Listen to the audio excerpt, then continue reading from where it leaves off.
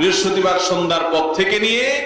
শুক্রবার সন্ধ্যার আগ পর্যন্ত এই 24 ঘন্টা সময় দুরূদ পাঠের জন্য নির্দেশ করেছেন এবং বলেছেন,